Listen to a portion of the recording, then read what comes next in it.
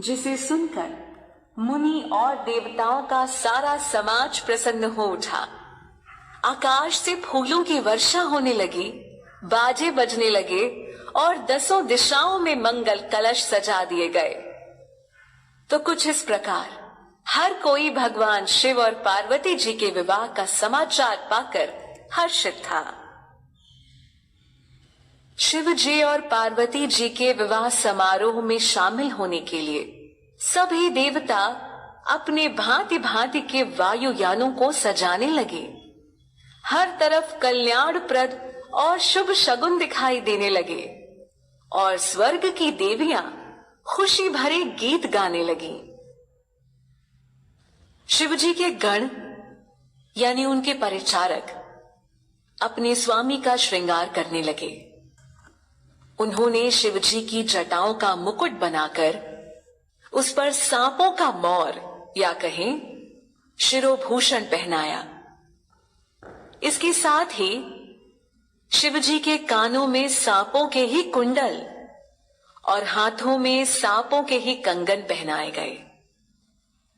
फिर उनके शरीर पर विभूति लगाई गई और वस्त्र के स्थान पर बाघंबर यानी बाघ की खाल लपेट दी गई।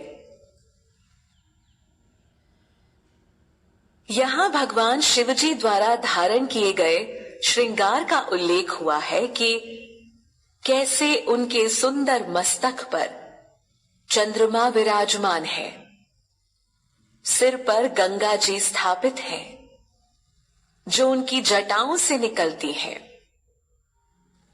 फिर भगवान के 3 नेत्र, सांपों का जनेऊ, गले में विष है और उन्होंने गले में नरमुंडों की माला पहनी हुई है।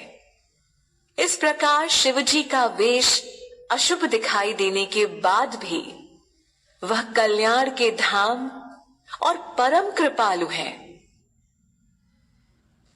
शिवजी के वेश का वर्णन यहां भी होता है कि उनके एक हाथ में त्रिशूल और दूसरे हाथ में डमरू सुशोभित हो रहा है।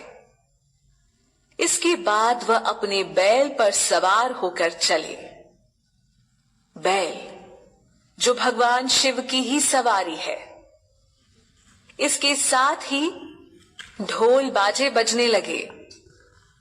शिव जी को देख देवियां मुस्कुराने लगी और एक दूसरे से कहने लगी कि संसार में इस वर के योग्य दुल्हन नहीं मिलेगी।